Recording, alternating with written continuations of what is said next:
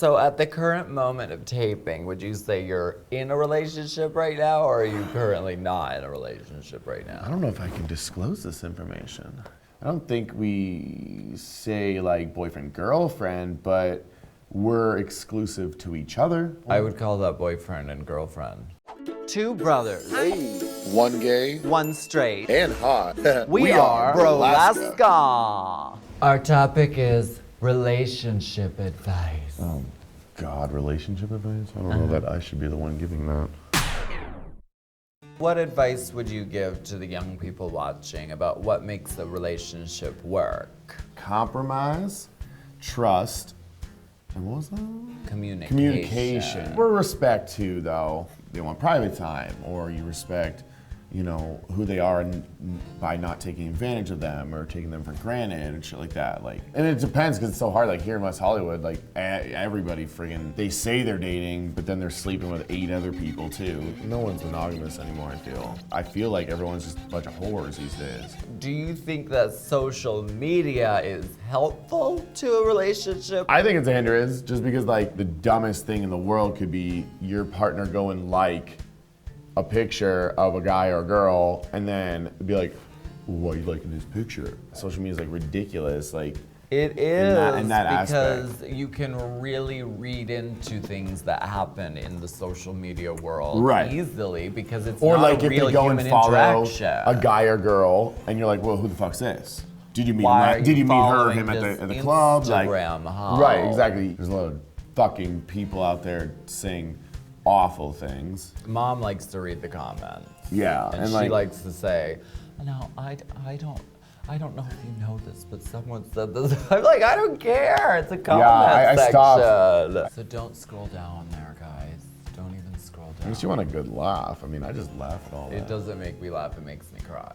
Me and so-and-so would be like drinking or whatever, and we would go and read comments, and we would literally die laughing. I'm actually somewhat impressed. Like, some of the stuff they come up with, it's like, oh, that's raunchy, but that's good, like, funny. How do you ask somebody on a date? And how do you know if someone's into you? Sarcasm, like creepy sarcasm is what I used. We were talking a lot, and like we were vibing, like we both, you could just tell, like body language, that's one way. What does she do?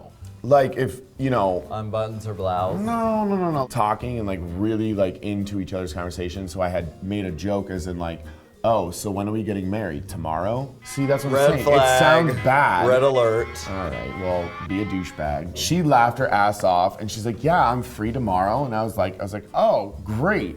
And then like later on, I was like, You got married. No. But don't say, do you want to watch Netflix and chill? And No, because that just means let's have sex. How do you either dump someone or how do you get dumped? Do you do it via text? What about writing a lipstick message on the mirror and then I think leaving? the worst dumping I've ever done is just full on, just ignore the person and never talk to them again.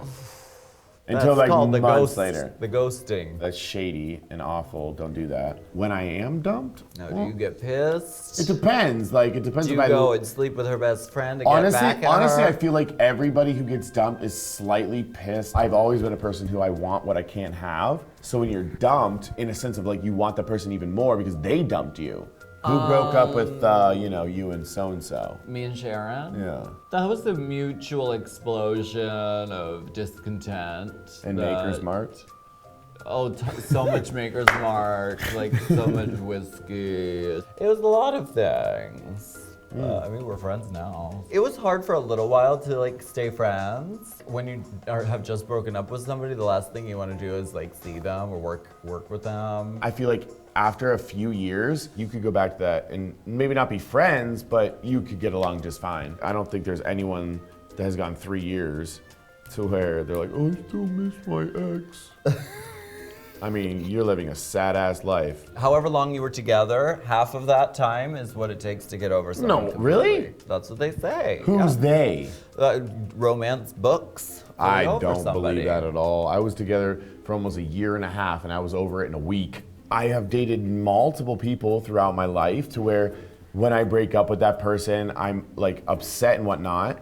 But then I've broken up with the people and I'm like, yes, I'm free. What do you do if you're like with somebody and they want an open relationship? Do you I pack my bags, turn around and leave. Yeah, I would never do an open relationship. Can't do it. If the open relationship was only me allowed to be open and not my partner, okay.